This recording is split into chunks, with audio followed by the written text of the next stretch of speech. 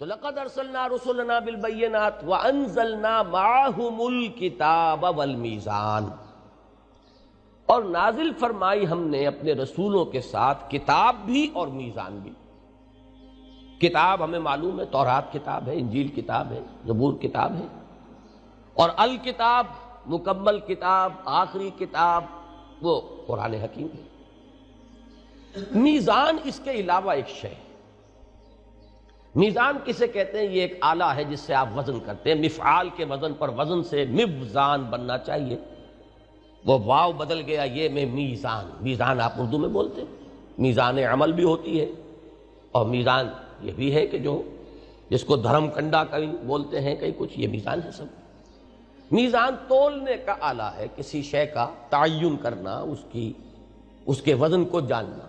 یہ میزان جو ہے یہ در حقیقت وہ شریعت کا نظام ہے کہ جس میں سب کے حقوق اور فرائض کو تول دیا گیا، کس کو کیا کرنا ہے، کیا ذمہ داری ہے اس کی، اور کیا اس کے حقوق ہے۔ حقوق و فرائض کا سارا معاملہ ہے، اس میں عدم توازن ہو جائے وَأَقِيمُوا الْوَزْنَ بِالْقِسْطِ وَلَا تُخْسِرُوا الْمِيزَانَ، اس توازن کو برقرار رکھو عدل و انصاف کے ساتھ۔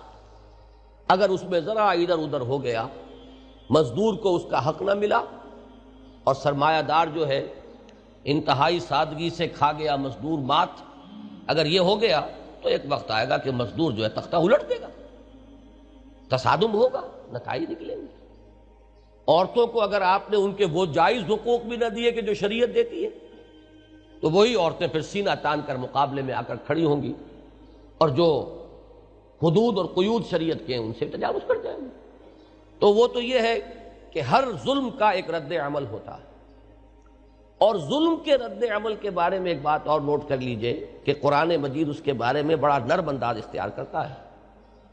لا يحب اللہ الجہر بالسوء الا من ظلم، اللہ تعالیٰ کو یہ بالکل پسند نہیں ہے کہ بری بات جو ہے بلند آوازی سے کہی جائے، لیکن یہ کہ جس پر ظلم کیا گیا ہو اس کے بارے میں اللہ تعالیٰ نرمی برتے گا۔ دکھی دل سے جو صدا نکلی ہو، اگر اس میں کوئی تلخی بھی ہو، اس میں اگر حدود اور قیود اور آداب کا پاس نہ رکھا جا سکے، تو اللہ تعالیٰ اس کے معاملے میں نرمی کرے گا، اس لیے کہ اس پر ظلم ہوا ہے۔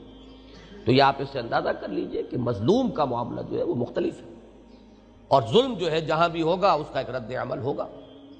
یہ دوسری بات ہے کہ ایک مرتبہ حضور صلی اللہ علیہ وسلم نے بڑی پیاری بات سمجھائی زمین پر نقشہ کھینچ کر۔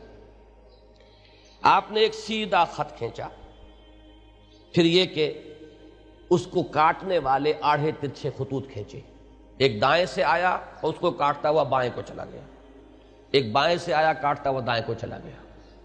یہ جو آپ نے تصویر بنائی، عجیب طریقے سے حضور نے تمدن کا وہ جو پورا نظام چلتا ہے، اور جس طریقے سے تمدن کے افراط و تفریط کے دھکے ہیں جن سے نوع انسانی اس وقت دوچار ہے، اس کی بہترین ڈائیگرامیٹک ریپرزنٹیشن ہے وہ جو حضور صلی اللہ علیہ وسلم نے کی۔ ایک تو یہ صراط مستقیم ہے جو صرف اللہ دے سکتا ہے، کسی اور کے بس میں ہے ہی نہیں، وہ ہدایت، وہ صراط سوی، صراط مستقیم۔ یہ تو ظاہر بات ہے کہ وہی ہستی دے سکتی ہے کہ جو بالکل غیر جانبدار ہو۔ مزدور نظام بنائے گا، سرمایہ دار پر ظلم کرے گا، اپنے حقوق کا پاس رکھے گا۔ سرمایہ دار نظام بنائے گا، اپنے حقوق کا تحفظ کرے گا، مزدور کو پیسے گا۔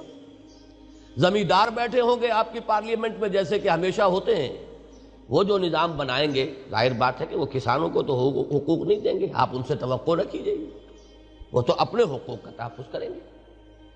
اور اگر کہیں کسان کھڑے ہو گئے ریوولٹ میں، تو پھر یہ کہ جو وہ کریں گے وہ دنیا میں اور دوسرے ممالک میں ہوا ہے۔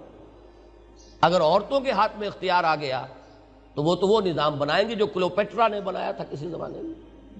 تو یہ سارا معاملہ جو ہے دنیا میں، یہ تو صرف وہ ہستی کی جو قطعاً غیر جانبدار، وہ کون ہو سکتی سوائے اللہ کے؟ تو کوئی ہستی نہیں۔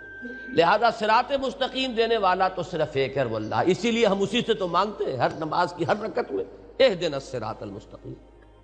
اب اس صراط مستقیم کو یوں سمجھیے، اس دنیا میں تو وہ راہ ہدایت ہے، اس کے بعد چل کر میدان حشر میں وہی پل صراط ہو جائے گا، الصراط۔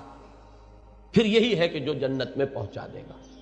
اور یہ بال سے باریک جو آپ کہتے ہیں اور تلوار کی دھار سے زیادہ تیز، حقیقت میں جیسے وہ پل صراط ہے ویسے ہی یہ صراط مستقیم اس دنیا میں بھی باریک ہے بہت، اس لیے کہ اس کے اندر متضاد تقاضوں کے مابین جب آپ توازن قائم کریں گے وہ توازن بہت باریک ہوگا۔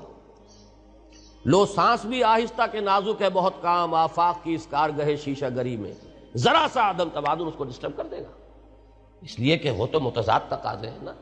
آپ کو معلوم ہے کہ جیومیٹری میں ایک خط کی کیا ڈیفینیشن ہے؟ لائن کسے کہتے ہیں آپ؟ خط وہ ہے کہ جس کی صرف ایک ڈائمنشن ہے، لینتھ ہے، بریڈتھ کوئی نہیں۔ اگرچہ ممکن نہیں آپ پینسل باریک ترین پینسل سے بھی خط کھینچیں گے تو آخر کچھ نہ کچھ تو اس کی بریڈتھ ہے نا، لیکن نظری طور پر جب آپ ڈیفائن کرتے ہیں کہ خط کسے کہتے ہیں، نقطہ تو وہ ہے جس کی کوئی ڈائمنشن ہے ہی نہیں سرے سے، وہ تو خالص نظری شے ہے۔ آپ جہاں پر بھی پینسل سے کسی چیز سے نقطہ لگائیں گے کچھ نہ کچھ اس کی آخر ہے، تبھی وہ نظر آئے گا، نہ ہوگا تو نظر کہاں سے آ جائے گا؟ ہر چند کہیں کہ ہے نہیں ہے، تو خط کسے کہتے ہیں جس کی صرف ایک ڈائمنشن ہے، لینتھ ہے، بریڈتھ کوئی نہیں۔ بعین ہی یہ معاملہ صراط مستقیم کا کہ یہ اتنا باریک ہے، اسی لیے وہ کہتے ہیں ہماری عام جو زبان ہے، جو ہمارے واعظین جس طریقے سے ان باتوں کو سمجھاتے تھے کہ یہ تلوار کی دھار سے زیادہ تیز اور بال سے زیادہ باریک راستہ ہے، یہ الصراط جو بنے گا وہاں وہی صراط مستقیم یہاں۔ اب ہوتا کیا ہے کہ جو غلط راستے ہیں دائیں بائیں سے آتے ہیں وہ لیفٹسٹ ہوں گے یا رائٹسٹ ہوں گے، ظاہر بات ہے وہی دائیں بائیں کے راستے، اور وہ ہمیشہ راستہ آئے گا صراط کی طرف، اس لیے کہ فطرت انسانی مجبور کرتی ہے کہ کہاں جا رہے ہو، فَأَيْنَ تَذْهَبُونَ، کدھر جا رہے ہو، لوٹو۔